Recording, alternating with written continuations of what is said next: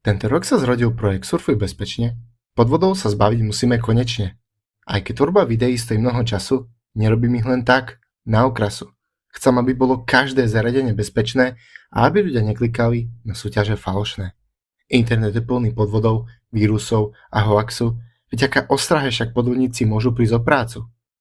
Ak ste na podvod neskočili ako pes na kosť, potom mám dobrý dôvod na radosť. Bezpečnosť predsa nemusí byť nudná, nie všetko je treba vedieť dopodrobna. Aj s humorom sa dá naučiť dosť, miesto nudných poučiek využívam hravosť. Chráňme si spolu čestnosť a pravosť, nech je internet dôvodom pre radosť. Pri sebe som viacero úžasných ľudí mal, niektoré ma inšpirovali, s inými som prezentoval.